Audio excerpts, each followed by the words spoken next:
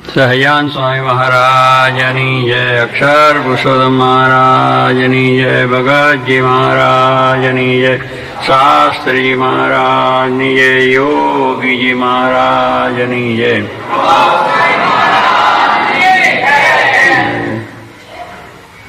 સેવા ધર્મ એ આપણા સંપ્રદાયની અંદર ભગવાન સ્વામિનારાયણના વખતથી એ સેવાઓ કરતા આવ્યા છે.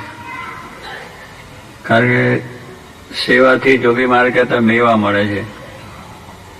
મેવા એટલે આપણને ભગવાનનો જે લાભ છે, સુખ છે, શાંતિ છે, એટલે એવી જાતના જેને મેવા કહીએ છીએ. ખાવા પીવાના તો દેહને મળે છે, પણ આત્માને માટેના જે મેવા એ સેવાથી ઉત્સાહ ઉમંગ વધે છે અને ભગવાનની પ્રસન્નતા થાય. શ્રીજી મહારાજે પણ ગોપીનાથજીનું મંદિર થયું ત્યારે માથે પથરા લઈ પહેલામાં બધા સ્નાન કરવા જાય અને ત્યાંથી એક એક પથ્થરો માથે મૂકીને ગોપીનાથના મંદિરના પાયા થાય એમાં નાખતા હતા. શ્રીજી મહારાજ જ્યારે વન વિચરણ કરીને આવ્યા લોજની અંદર, ત્યારે મુક્તાનંદ સ્વામી ત્યાં મુખ્ય હતા. રામાનંદ સ્વામી કહ્યું કે તમે એમની આજ્ઞામાં રહેજો અને જે કહે સેવા કરજો. એટલે મહારાજ પણ પોતે સેવા કરતા, અને સેવા એટલે એમને કોઈ દાડો કરી ના હોય એવી સેવા એમને મળે. આપણને તો કંઈ જાણતા હોય ને કરતા બરાબર ન મળે એ સેવા મળે એટલો જ ઉત્સાહ જેને કહેવાનો. આપણે તો સગવડવાળી સેવા મળે તો રાજી થઈ, અને અગવડવાળી મળે તો રાજી ના થાય કે આમ છે ને તેમ છે, એના વ્યવસ્થા કરતા આવડતું નથી, આવી સેવા તો કંઈ અપાતી છે, એમ આપણા મનમાં વિચારો હોય. પણ જ્યાં મહાન સંતોએ કરી છે એને તો જે વખતે જે સેવા મળે એમને પોતાને એમાં કરી હોય કે ના કરી હોય, પણ વ્યવસ્થિત રીતે એ સેવાઓની અંદર પોતે રહ્યા છે. એટલે મહારાજ તો નાનપણથી ત્યાં ઘરેથી નીકળી ગયા, પણ વિચરણ કરેલા, એટલે કોઈ ઠેકાણે કંઈ કોઈ આવી રીતનું કરેલું ના હોય. પણ છતાં એ મુક્તાનંદ સ્વામીએ કહ્યું કે આપણે જે ઠેકડે હતા તો તમારે ગેસના ચૂલા થઈ ગયા છે, બધી વ્યવસ્થા થઈ ગઈ છે, એમાં પેલું ડબ્બાઓને ચૂલો હરગી જાય. ત્યારે તો ત્યાં છાના લોકો કરે, ગાયો જે ઢોર ચરવા જાય અને એમાં ઢોર ભાગોરે જે છાન કરે, કોદરા કરે, એ લાવી ઘરે અને છાના થાપી અને પછી એનાથી રસોઈ બધું પકાવે કે જે કંઈ કરવું હોય.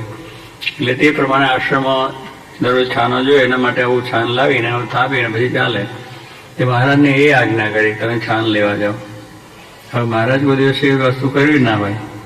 હવે તમને અમે વાત કરીએ ત્યાં આવ્યા ને દેશમાં આ લેવાનું, તમને ખબર ના પડે કેવી રીતે લેવું, કઈ રીતે કરવું, કશી ખબર ના હોય.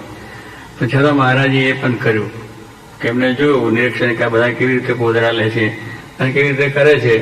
એક દાડા બધું બરોબર એને બરોબર એ કરી લીધું અને પછી એ રીતે છાન લેવા માંડ્યા, કરવા માંડ્યા. પણ પેલું બહુ નવા માણસ કરે ને એટલે બીજા જે જાણીતા બધા હોય એમના સરખા છોકરા કે બીજા જે તે હોય એ પોતે પોદરો જ પેલું ઢોર કરે, ગાય કે ભેંસ, તો એને પેલું હલેકડું નાખી દે. એટલે છે ને પોતાનું નહીં, એમણે કંઈ પેલા આપણે જગ્યા રોકી લઈએ છે ને, તો જગ્યા રોકવા માટે આપણે મૂકી દઈએ કંઈક, એટલે બીજું આની જગ્યા કરે નહીં. એમાં પોદરા લેવામાં પેલા જે ગામના માણસો જાણીતા હોય એટલે પેલો છાન પોદરો કરતો એટલે થોડો કરીને સાથે હલેકડું ચોડી દે, પછી બીજું કરતો ત્યાં જઈને દોડીને પાછું હલેકડું નાખી દે, એટલે એને પોતાનો થઈ જાય, એમ પછી બીજું લેવાય નહીં. હવે મહારાજ તો આમ જોઈ રહે કે કઈ બાજુથી લેવાનું કઈ બાજુ, ત્યાં બધું પતી જાય. એટલે એવું થવા માંડ્યું. પછી મહારાજ કહ્યું આ તો બરોબર નથી થતું. એટલે પછી એમને તરત પોતે બધાને આવે, બધા જે પોદરા લીધા સમાધિ કરી લીધી, બધા સમાધિ હોઈ ગયા, બધા લઈને મહારાજ પોતે આશ્રમ ભેગા થઈ ગયા. એટલે એ રીતે પણ સેવા મહારાજ કરી. છાના થાપ્યા અને છાના પછી સુકવવાનો, એ સુકાય ત્યાર પછી ભંડારમાં લાવવાનો, કરવાનો, આ બધી સેવા કરી. સંતો જે મોદા થયા તો એની સેવા સોંપી. એટલે મોદા સંતોની પણ સેવા કરી, નવડાવવું, ધોવડાવવું, એમના વસ્ત્રો ધોવા, સાફ કરવા, બીજું ત્રીજું કરવું, આવી બધી વસ્તુ કંઈ એમને જમવાનું હોય તે કરી આપે. આ બધી વસ્તુ મહારાજ કરતા હતા. એટલે આવી નાનામાં નાની સેવા પણ મહારાજે કરી છે, વારવાની, જોડવાની, બધી જાતની. એટલે કહેવું છું કે એવી રીતે આ સેવાનો ધર્મ પહેલેથી આવ્યો છે. અને ત્યાર પછી ગુણાતાન સ્વામીને તો આપણે જોઈએ ચોક વારવાની વાત કરીએ કે મહંત થઈને ચોકની આ સેવા મળી. બધા વહેંચ્યા ને અમારા ત્યાં મંદિરની અંદર તમે જ્યાં ડિપાર્ટમેન્ટ કર્યા છે એમ ત્યાં પણ બધા ડિપાર્ટમેન્ટ હોય છે કે આને આ સેવા કરી, આને આ સેવા કરી. દરેકને મંદિરનું મોટું કામ હોય એટલે ડિપાર્ટમેન્ટ પાડવા જ પડે. તો એ ગુણાતાન સ્વામીએ કહ્યું કે મારે કોઈ રસોડાની કરતા હોય, ઠાકોરજીની કરતા હોય, કોઈ બીજી રીતની સેવા કરતા હોય, પણ સ્વામીએ કહ્યું કે મારે ચોક વારવાની સેવા. એટલે દરરોજ જ્યાં ચોક જે મારે છે અહીંયા બધું સ્વચ્છતાની દ્રષ્ટિએ તો ખૂબ સુંદર જ બને છે, એટલે કોઈ ખામી નથી. પણ કહેવાનું છે ચોકવાળોની સ્વામી સેવા કરતા, અને એ રીતે દરરોજ સેવા પોતે કરે. એટલે કહેવાનું નાનામાં નાની સેવા, અને એ રીતે પોતે સેવા કરીને લોકોને મહારાજને રાજી કર્યા છે અને કાર્ય કર્યું છે. શાસ્ત્રી મહારાજ પણ કારખાના મંદિર કરતા ત્યારે એ પણ પાયા ખોદવામાં, પછી પાયામાં પેલા પૂરવાનું છે ટીપવામાં, પછી પેલા ઢેખારા લાવવામાં, માથે મૂકીને લાવે કરે એ તે, એવી રીતે પણ એમને પોતે સેવા કરી છે. જોગી મહારાજ પણ એ રીતે સેવા કરી. શાસ્ત્રી મહારાજ કહ્યું કે આ ગોંડલનું મંદિર થાય છે એ તમારે દરરોજ રસોડું કરવાનું, એટલે જે કામ કરનારા માણસો વહેલા કામે ચડે એને રોટલા કરીને ખવડાવી દેવાના. એટલે વહેલા 4 વાગે ઉઠે અને મેં કહ્યું છાના તીગડ્યા, છાનાથી કરવાનું હોય, અને છાનાની અંદર થાય તો ધુમાડો એટલો પણ થાય, આંખો પણ અહીં પાણી નીકળી જાય, એવું એ ધુમાડાવાળું. પછી બહુ પછી ફેસિલિટી હોય નહીં કે તમારે તો અવાજ જતી રહે, બીજું જતું રહે, આમ બીજું થયું બધું ફસલા. તીગડે તો રસોડા એવા હોય એની અંદર ધુમાડો થાય, આંખો પડે, બીજું કરે તો પણ રોટલા કરી અને સવારે બધાને 5 વાગે જમાડી દે અને 6-7 વાગે માણસો કામે ચડી જાય. અને બપોર પાછું રસોડું કરવાનું, મહેમાન આવ્યા કે કોઈ બીજા બધા મંદિરના કામ કરનાર એના માટે જમવાનું કરો, સાંજનું પાછું રસોડું હોય. આપણે એ રીતે જોગી મહારાજે વર્ષો સુધી સેવા કરી. સાચી વાત એ કહ્યું આ બધું તમારે કરવાનું. પછી સ્વામી કે મને આજ્ઞા કરવી પડી નથી કે તમે આ ચૂલો હરગાવજો અને રોટલા કરજો અને ફ્લોરાન જમાડજો. બધી જ પોતે જાણે મારે કરવાનું છે. પછી એટલે જે બહારથી એનો છાના લાઈન મૂકવાનો એ રાતથી લાઈન મૂકી દે. પછી એ બધું સાધન જે જોયેલું આવ્યું બધે લોટ બોટ ચારી કરવાનું એ બધું કરવાનું હોય, એ બધા સાધન જે રોટલા ટીપવાના કરવાના બધું કમ્પ્લીટ કરીને સુઈ જાય ને સવારે ઉઠીને તરત કામ ચાલે. હવે દરરોજ થાય. પછી એક દિવસે દરરોજ પણ એમ નથી કે મને કોઈ સાથ નથી, મને કોઈ મળતું નથી, પોતાની જાતે બધું કરી જ નાખવાનું. મારી કામ સ્વામીની આજ્ઞા છે, મારે કરવું છે. તો એ સેવા વર્ષો સુધી સ્વામીએ રસોડાની કરી. અને હરિભક્તો તો આવે ને ટેકડી દરબારો પણ થોડા આવે, અને એ લોકો પછી શું કે થાળીઓમાં જમવાનું, જ્યારે આપણા પતરામાં થાળી મૂકે એટલે થાળીમાં એમને ફાવે. એટલે થાળી પછી એની લઈ અને સ્વામી ઉટકી પણ નાખે. પીરસે પોતે, રસોઈ પોતે કરે, પીરસે બધા પાછા, અને એ ચોકાય પોતે કરે, એ થાળીઓ છે એને ઉટકી પણ નાખે બધી રીતની. એટલે સ્વામી કહેતા કે અમારા નખ છે કાપવા નથી પડતા. આ નખ વધે ને આપણે, કારણ કે ઘસારો ના પડે વધતા જાય, પણ દરરોજ એને કામ લેતા હોય એને નખ વધે નહીં. સ્વામી કહેવા નખ વધ્યા જ નથી, કાપવા જ નથી, કારણ રોજ વાસણ સાફ કરવાનો, ઠોકા કરવા બધું કરવાનું. એટલે એવી રીતની સેવા સ્વામી બહુ કઠણ. પછી જોડી માગવાની કે ગામડે જોડી દે કે આપણી રાહુલ જરાય નથી જો, એટલે ભિક્ષા માગીને દરરોજ આપણું કામ ચાલે. મંદિરનું કામ ચાલતું હોય તો સવાર સાંજ બપોર સાથે લોટ આવે, બાજરાનો લોટ આવે, જુવાનો લોટ આવે, દાળ ચોખા કંઈક આવે તો એને ખીચડી થાય, બાકીના રોટલા કરવાના. આવી રીતની પણ જોરી માગીને ભેગું કરે અને એ પ્રમાણે આખું કારખાનું ચાલે. અત્યારે આપણે જેમ ચકમચકા થઈએ છે ને એવું ચકમચકા કાંઈ નહીં. એ બધું એ રોટલા બાજરાના જુવાના કે એવા બધા હોય ખાવાના બધું કરવાનું. પણ એ મહેનત પાછી એટલી એ કારખાનામાં જઈને એ પાછું કરવાનું બધું. આટલી સેવા કરે તો એ કારખાનામાં પાછું જવું જ પડે કે ભાઈ ત્યાં કામ હોય તો પથરા નાખવા કરવા. એટલે આ બધી સેવાઓ સ્વામી જોગી મહારાજે પણ કરી છે અને એના દર્શન પણ આપણે કર્યા છે. એટલે આ પરંપરા આપણે બધી ચાલી જ આવી. ભગતજી મહારાજની પણ તમે વાત જુઓ કે ભગતજી મહારાજે ગુણાયતાન સ્વામી કહ્યું કે મંદિરનું કામ ચાલે છે ચૂનો પીલવાનો. એટલે ચૂનાને પીલવામાં તો તમે જાણો છો કે ચૂનો બહુ ગરમ હોય અને એનામાં પાણી ચક્કીમાં નાખી ત્યારે ચક્કી બકી જતી નહીં, આમ ભૂગોળ પણ પગથી ચૂનો પી લે. આમ પગથી પગ નાખી અંદર પાણી નાખે, ચૂનો નાખે, રેતી નાખે અને પગથી ગોલે આમ કરીને. અને એમ કરીને આખો ચૂનો તૈયાર થાય એ પછી આ તંત્રમાં કામ લેવા. આવી રીતે સિમેન્ટનું કામ બહુ નહોતું એટલે ચૂનો બહુ ગરમ હોય અને એ ચૂનો ગરમ છે એ શરીરે ગરમી ચડી જાય અને શરીર ચડી જાય તો આંખો સુધી પહોંચી જાય, આંખે આપણે અંધાપો આવી જાય. બહુ ગરમી જો ચડી જાય અંધાપો આવે. હવે આવું બધું હોય પણ આવું ભગતજી મારે દરરોજ ચૂનાનું જ કામ કરવાનું. એમને ચૂનો પીલીને તૈયાર કરીને જ આપવાનો. અને બધા કે રાગજી તું આંધળો થઈશ, આ તું આંધળો થઈ જઈશ તો એ શું કે ગુણાત્યાન સ્વામી પર કુરબાન. એમને એમ ના થયું કે આ અંધાપો આવશે કશે, સ્વામીની આજ્ઞા છે રાજીવું કરો છે. એટલે એવી નાની સેવા પણ આવી પોતાના શરીરને કષ્ટ થાય એવી સેવા છે છતાં પણ એમાં 1000 પાર ઉતરી ગયા. તો ગુણાત્યાન સ્વામી રાજી કર્યા છે અને બધી રીતે એમાં મહિમા સમજ્યા. વચનમાં વિશ્વાસ કે જે આજ્ઞા કરે કરીએ એમાં શાંતિ જ છે. સેવાથી મેવા છે એ આપણા જીવનમાં દ્રઢ થાય તો પછી નાની મોટી કોઈ પણ સેવા કરવામાં આપણને વાંધો આવે નહીં. પછી આપણને ગમે તે કારણ થાય તો પણ આપણે સેવામાં તત્પર રહેવાય છે. એટલે આવી રીતે જો પરંપરામાં જોઈએ તો પહેલેથી સેવા છે. એટલે સેવા એ આપણે જો કરીએ તો આપણા જીવને બળ મળે. સેવાથી બળ મળે છે કે આમાં મેં સેવા કરી. આજે અહીંયા આ મંદિર થયું એમ આજે નાના મોટા બધાએ આપણે બધા સેવા કરી, તન મન ને ધન એને પ્રકારે કરી સેવા. દેહથી પણ બધા જોડાઈ ગયા. દેહથી બધા આપણા ડબલા ભેગા કર્યા, ડોર ટુ ડોર ગયા, ફલાણું કર્યું, ઢીકલું કર્યું, પથ્થરા ઘસવા માંડી પડ્યા. એટલે આ બધું દેહથી પણ સેવા કરી. પૈસાથી પણ બધાએ પોતાની શક્તિ અનુસાર સૌએ પણ ખૂબ ઉત્સાહથી સેવા કરી નાખી. તો એ પણ એક સેવા થઈ ગઈ. કેટલાક ભાઈ પોતે દેહથી ન કરી શકતા, પૈસાથી ન કરતા હોય તો ત્યાં આગળ બેસીને વાત કરે કે આ મંદિરનું કામ ચાલે છે, બહુ સારું છે, ફલાણું છે, એનો મહિમા ગાય લોકોને જીવવા આ સેવા પૂર્ણ બળ પ્રેરે. એટલે બધી જાતની સેવાઓ આપણે અહીંયા કરી છે. તો શું છે, એનાથી આજે આપણને ઉમંગ છે કે આ મંદિરમાં આપણું કંઈ પ્રદાન છે, આ મંદિરમાં આપણી પણ કંઈક સેવા છે, એવું આપણા જીવનની અંદર બળ રહે. અને એથી આપણને થઈ જાય છે. કારણ કે અહીંયા આગળ તો સ્વામી મહારાજ શાસ્ત્રી મહારાજ મંદિર ગયું ત્યારે સોનાનું મંદિર દેખાયું પેલા ભાઈને, સગનભાઈને, ખત્રીને. અને સ્વામી કે આવું મંદિર આપણે સ્વામી કે આ તો તમને દેખાડ્યું કે ભગવાનની પ્રતાપે કરીને આવા સોનાના મંદિરો પૃથ્વીમાંથી નીકળી શકે અને લાભ મળે. પણ આ મહારાજનો સંકલ્પ છે અનંતજીવનું કલ્યાણ કરવું. એટલે તમારા જેવા સામાન્ય ભક્તોની પણ સામાન્ય સેવા લઈને રૂપિયો, 2 રૂપિયા, 5 રૂપિયા, અહીંયા આપણે જ્યાં દોઢ તો ગયા કોઈ પાઉન્ડ આપ્યો, અડધો પાઉન્ડ આપ્યો, પણ એ સેવા લઈને પણ એ જીવોનું કલ્યાણ કરવું છે. એવી સ્વામી સેવા એટલે મંદિર તો આમ ટપરીમાં થાય, પણ આ બધાને સેવાનો લાભ મળે અને એને પણ આત્મીયતા થાય કે આ મંદિર મારું છે કે મેં એમાં સેવા આપી છે. અને એ રીતે પાછો એનો આપણે મંદિરને પ્રત્યેનો ભાવ પ્રેમ રહે. પણ પછી એની અંદરનો એમ નથી કે મેં સેવા કરી છે એટલે મને આવો પાછો આની અંદર કંઈક વ્યવસ્થા જોઈએ, એ પાછી ભાવના નથી. એ મંદિરની અંદર બધું છે, પણ એ મંદિરની અંદર બધા જ વધારે સારો લાભ લઈ લે અને સારું થાય અને પોતાને કોઈ વિશેષ લાભ મળે એવી ભાવના પણ નથી. કેવળ રાજી કરવાની વાત. તો આ ભાવના છે એ આપણી પહેલેથી ચાલી આવી છે અને એ જ ભાવના અનુસાર આપણા બધી સેવાઓ થાય છે. પણ છતાંય આપણી પ્રકૃતિ છે અને પ્રકૃતિને સ્વભાવને લઈને કેટલીક વખત થોડુંક આવું ઘર્ષણ થઈ જાય વ્યવસ્થા અંદર. જો વ્યવસ્થા છે એને જો બરોબર રીતે આપણે એ પ્રમાણે ફોલો ન કરીએ તો અવ્યવસ્થા થઈ જાય. અને અવ્યવસ્થા થાય તો બધાને અશાંતિ. પોતાને થોડી અગવડ પડે પણ બીજાને બધાને અગવડ પડે. પણ જો વ્યવસ્થા છે તો ભલે 1-2-4 જણને કદાચ એવી અગવડ થતી હોય કોઈ કારણસર કે એમાં કોઈ એવું નથી, પણ પોતાની જીવ કે મારે અહીંયા જ આ કરવું છે પાર્કિંગ, કે મારે અહીંયા જ બેસવું છે, કે મારે આ રીતે જ કરવું છે.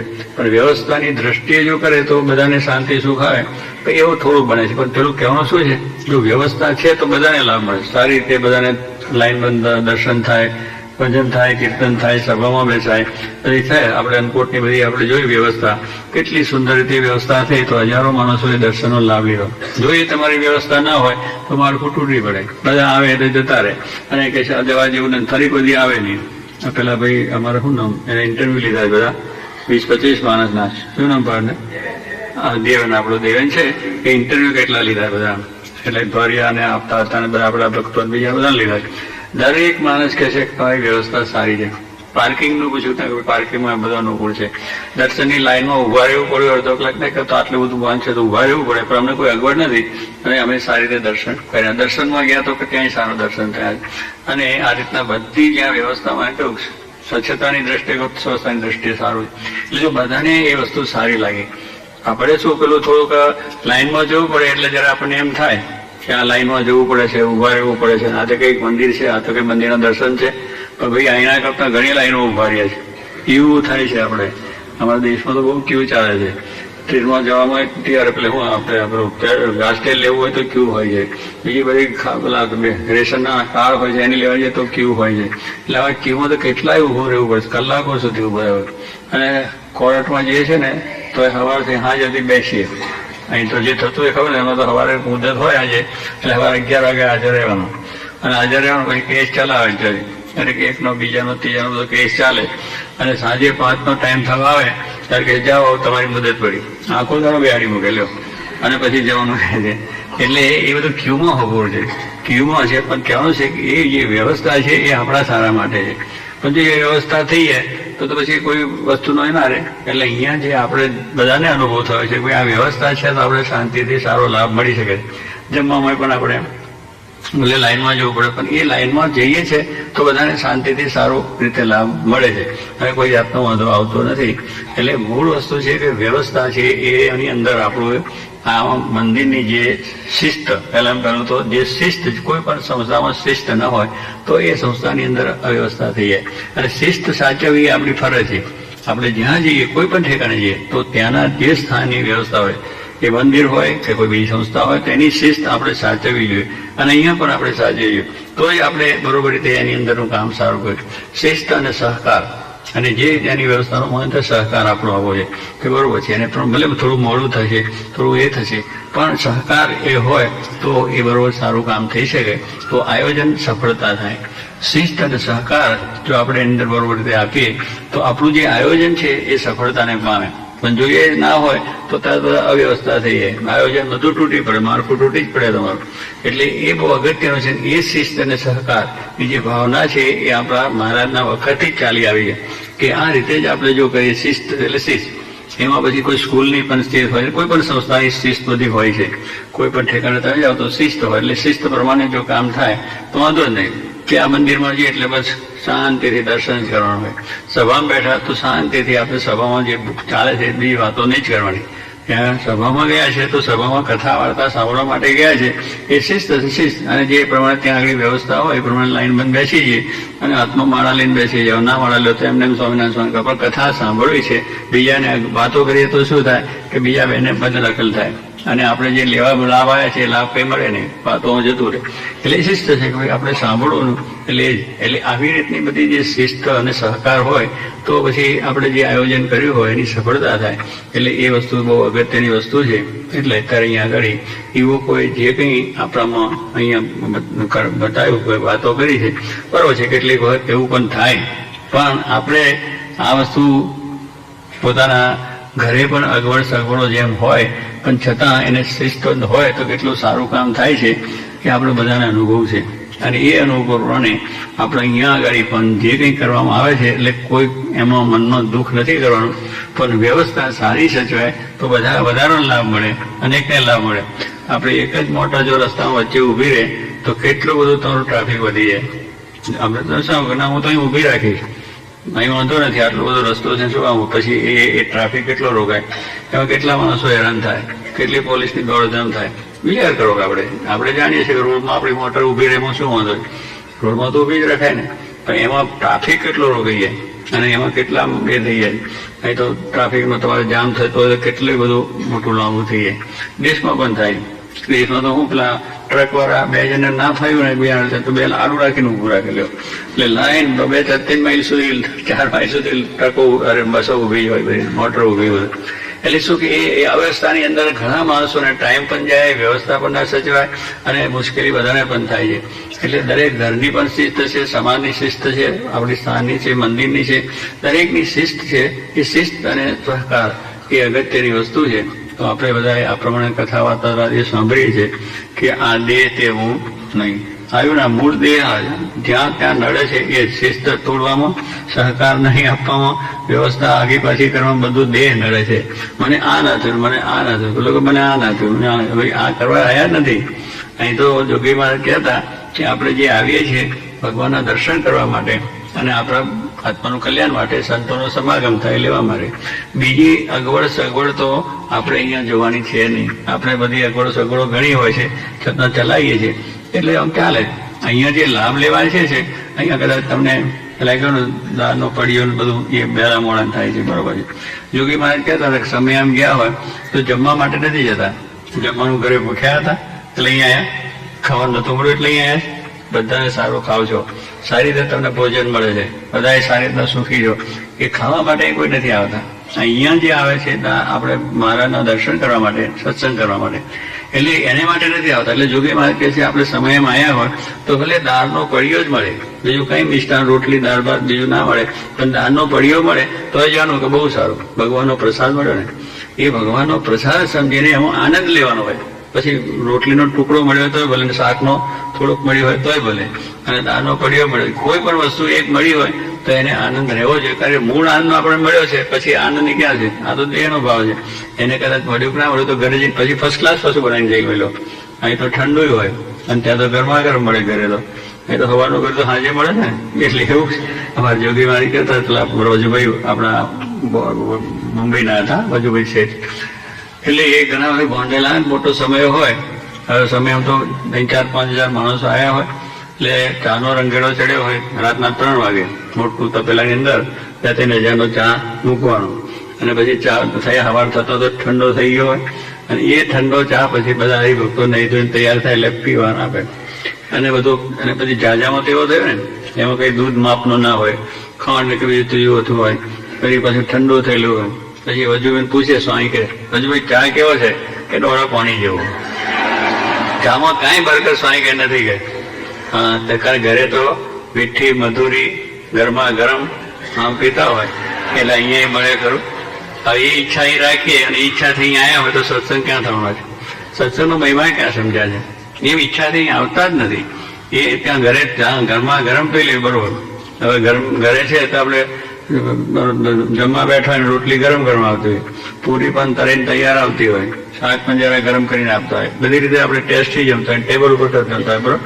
હવે અહીંયા ટેબલ એને ઊભા ઉપર જમવાનું હોય તો ઠંડુ હોય પાછું. એ ફેર પડ્યો કે ના પડે? કઈ તો કઈ જમવામાં કઈ ઠેકાણ નથી. પણ ભાઈ ઘરે જમવાનું ઠેકાણું નથી, જરા જમવા માટે ઠેકાણ નથી, આત્માની શાંતિ માટે આવ્યા છે માટે ઘરે જઈ પાછું જમી લેવાનું. ઉતારાની જો સ્વામી કઈ સગવડ ના હોય તો કઈ આપણે ઉતારણી કરવા માટે ઘરે બંગલો છે, આપણે સારા સરળ ફર્સ્ટ ક્લાસ રૂમો છે, ફર્નિચર છે, આરામ કર્યું એને માટે પણ નથી. એટલે અમુક વસ્તુ જેવું કે ગાદલું નથી મળ્યું, ગાદલાની કઈ જરૂર નથી.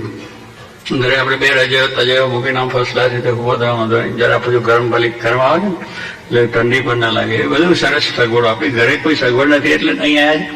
આ બધી સગવડો માટે આવતા નથી કે આપણે કપડા બીજી ગોદડાની કે ખાટલાની કે પલંગની કે રૂમની કે જમવાની કે આ બધી કોઈ વાતે આપણે અહીં આવતા. અહીં આવીએ છીએ તે દેહ એ વિચાર કોઈ એ દેહની અંદર કંઈ પણ થોડી મુશ્કેલી પડે તો વેઠીને પણ આ કરવું. સ્વામી કે આ સત્સંગનો જો મહિમા આપણે સમજ્યા હોય તો આપણે સ્વામી કે ત્યાં સત્સંગ સ્વામી કહે છે ઉપવાસ કરીને પણ સત્સંગ કરો. કદાચ આ તો વ્યવસ્થા જમવાની છે ન મળે તો ઉપવાસ પણ કરી લેવો અને પણ સમાગમ દ્વારા કરી લેવો. કાચું અનાજ માગીને પણ ખાઈને સમાગમ કરી લેવો. પવન ખાઈને, ઋષિઓ પવન જમતા હતા, હવા ખાઈને સત્સંગ કરતા, લીમડાના પાન ખાઈને કરતા. એટલે આવું સત્સંગનો મહિમા લખ્યો છે કે આવી રીતે નિર્વાહ કરીને પણ આ કરી લેવું. આપણે આ નિર્વાહ કરીને પણ કરી લેવો, પણ સત્સંગ કરવો છે એટલા માટે આવ્યા છે. એટલે મૂળ વસ્તુ છે કે આપણે ઘરેથી અહીંયા આવ્યા છે એ કંઈ કોઈ પણ જાતની બીજી વ્યવસ્થા આપણા દેહના સુખને માટે લેવા નથી આવ્યા, આત્માના સુખને લેવા માટે આવ્યા છે. એટલો જ જો આપણા જીવનમાં દ્રઢતા થાય આ બધા પ્રશ્નો કોઈ આપણને નડવાના નથી. આપણે દેહ ભાવથી જ આપણે જોઈએ છે એટલે પ્રશ્નો ઊભા થાય છે. આ થયું ને તે થયું ને ફલાણું થયું, બીજું કાંઈ નથી. તમે સ્વામી મહારાજે વાત કરી કે તમારા અહીંના રાજા હોય કે કિંગ હોય કે જે હોય કે રાષ્ટ્રપતિ અમે કઈ દેશની અંદર હવે એવા બધા આવ્યા હોય, એની સભામાં તમે ગયા હોય, એની સભા મોટી હોય, લાખો માણસ હોય, હવે તમને ત્યાં જવાનું ના મળે, ત્યાં બેસવાનું ના મળે, અને બધી રીતે કેટલું હેરાન પરેશાન થયા હોય, કેટલો ટ્રાફિકમાં આગા પાછળ થયા હોય, તોય પણ આપણને થોડો કેફ રેખો. અમે રાષ્ટ્રપતિની સભામાં જઈએ, રાણીની સભામાં જઈએ. હવે રાણી તો ક્યાંય હોય 2 માઇલ દૂર ને આપણે ક્યાંય બેઠા હોય, ક્યાંય આટાવાનું કોઈ પૂછતું ના હોય કે તમે ચા પી લો, વેલકમ, પધારો પધારો પધારો, બહુ સારું, તમને ખુરશી આપી કે આવો ચેર પર બેહો. કશું આપણે વ્યવસ્થા નથી, છતાં પણ એક મોટી એની માની છે કે આ મોટાની અંદર આપણે જીયા એનો જો કેફ રહેતો હોય તો ભગવાન પુરુષોત્તમ નારાયણ એના દર્શન માટે જઈએ છીએ, એના આપણે લાભ લેવા જઈએ છીએ. ને આપણી અપેક્ષા શા માટે હોય? અપેક્ષા કોઈ હોવી જ ના જોઈએ. મળે ના મળે બરોબર છે. આ તો સેવા કરીએ છીએ એટલે પાછું થાય આ સેવા કરીએ છીએ અમને વ્યવસ્થા ના આપી. વ્યવસ્થા બરોબર છે આપણે થાય એટલે કરીએ છીએ, પણ છતાં કોઈ અગવડ સગવડ પડી હોય તો એ પ્રશ્ન પાછો આવી જાય. પણ સેવા કરીએ છીએ દેહથી કરતા હોય, તનથી, મનથી, ધનથી અમે કથા વાર્તા કરીએ છીએ, ગામડે ફરીએ છીએ, અમે અમારા કલ્યાણ માટે કરીએ છીએ. તમે તે અમે આટલી બધી સેવા, અમને આ સગવડો જોઈએ, અમને આગળ, તો એ કઈ સેવા ના થઈ જોઈએ. એમ આપણે જે કરીએ છીએ એ આત્મકલ્યાણ માટે કરીએ છીએ, ભગવાનને રાજી કરવા માટે. આપણી સેવા ભગવાન બધી જાણે છે. તમે જે સેવા કરો છો અહીં બેસીને કરો છો અને ત્યાં પાર્કિંગમાં કરો છો એ સેવા પણ ભગવાન જુએ છે. ભગવાનની નજરમાં છે કે મારી ક્યાં સેવા જુએ, પણ ત્યાં અહીં જુએ ત્યાં નથી જોતા. ભગવાનની દ્રષ્ટિ સર્વત્ર છે. જ્યાં બેસીને તમે જે કંઈ સેવા કરો છો નાની મોટી એ બધી એમના ખ્યાલમાં છે, એમના ચોપડે જમે છે. પછી આપણે લોકોને દેખાડવા માટે મારું નામ ના આવ્યું, મારી જય ના બોલે, આપણી જય બોલે કે ના બોલે કઈ જરૂર, ભગવાને ત્યાં જય બોલે કે ભગવાન નામે ચોપડે જમાઈ થઈ ગયું એટલું જ આપણે સમજવાનું છે. પણ આ તો અહીંયા મારું નામ ના બોલ્યું એમાં આગા પાછા થઈ જાય કે આટલું બધું થયું. એટલે એટલા માટે કંઈ જ કરતા નથી. આપણે કરીએ છીએ કેવળ ભગવાન રાજી કરવા માટે, ભગવાનના સુખ માટે, તનથી, ધનથી, મનથી, કથા વાર્તા, કીર્તન, ઉત્સવ, સમય જે કંઈ સેવાઓ કરીએ છીએ આ માટે જ કરીએ છીએ. એટલો જ જો આપણી અંદર ભાવ આવી જાય, એટલું જ જ્ઞાન દ્રઢ થઈ જાય તો બેડો પાર થઈ જાય. અને એ ભાવ જ્યાં સુધી ના આવે ત્યાં સુધી આ પ્રશ્નો આપણને આગા પાછા કર્યા જ કરે અને એ વાતો પછી થયા જ કરે. ફલાનો આવો ને ઢીકણો આવો ને એ પછી અભાવ આવે, અવગુણ આવે, આ સત્સંગની અંદરથી અરુચિ થઈ જાય, સત્સંગમાંથી પાછા પડીએ, બીજા 25 ને પાછા પાડીએ કે મંદિરમાં જવા જેવું નથી, કંઈ આવું છે ને તેવું છે ને ફલાણું છે. એટલે પછી સેવાને બદલે અસેવા, અને જેટલી સેવા કરી એથી 1000 ગણો પાછો દ્રોહ. એટલે કર્યું પાણીમાં ગયું, બધું કરેલું પાણીમાં ગયું, એક ચાના પાલા હારું ગયું, એક આપણે ના બોલાય એટલા માટે ગયું, એના માટે આયા જ નથી. એવું જો હોય તો અખંડ શાંતિ, શાંતિને શાંતિ, અહીંયા શાંતિ અને પછી અક્ષરધામમાં બેસીએ પણ શાંતિ. સહજાન સ્વામી મહારાજ.